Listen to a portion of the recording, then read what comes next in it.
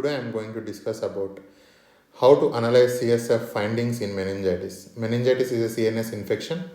So by examining cerebrospinal fluid, we can get to know what organism is causing the infection so that we can treat the patient. To decide whether it is bacterial, viral is also called aseptic meningitis, or it is granulomatous meningitis by mycobacterium, or fungal meningitis. So the components we take here are the total number of cells and the glucose amount in the CSF and the protein amount in the CSF and the opening pressure while doing lumbar puncture. So normally less than 5 cells will be there. Glucose quantity will be 2/3 of the blood glucose levels, and proteins will be 15 to 45 mg per dl, and the opening pressures normally will be 70 to 180 millimeters of water.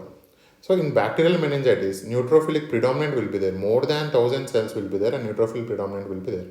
And blood glucose will be decreased, because just remember, bacteria feeds on glucose and proteins are increased and opening pressure is very high. Coming to aseptic or viral meningitis, 100 to 1000 cells will be there and it will be lymphocytic predominant. Glucose is normal and proteins may be normal or increased, and pressures also will be increased or normal. So just remember, bacteria feeds on glucose. And coming to next one, granulomatous meningitis. Here also cells will be 100 to 1000 and it is also lymphocytic predominant. How to differentiate I will tell in the next step. So here glucose will be decreased, proteins will be increased, and opening pressures will be very high during lumbar puncture.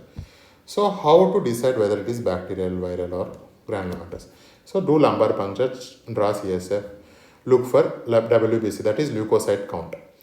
So if leukocytes are less than 5, it is not significant, we can leave it. If the leukocytes are very much increased, hundreds, thousands, so then see whether it is neutrophilic predominant, that is polymorphonuclear predominant, or lymphocyte predominant.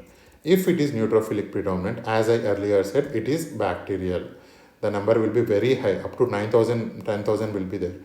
If lymphocytes are predominant, check for glucose. If glucose is decreased, it is mycobacterial or fungal. If it is normal, it is viral. So in bacteria also glucose decreased, and in fungal mycobacterium also glucose is decreased.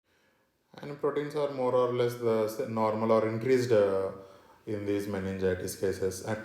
And we also send CSF for culture, KOH mount, and to find any cryptococcal antigens, TB culture, so that we can know what type of organism is there, and so we can treat the patient. Thanks for watching. Please subscribe, like and comment.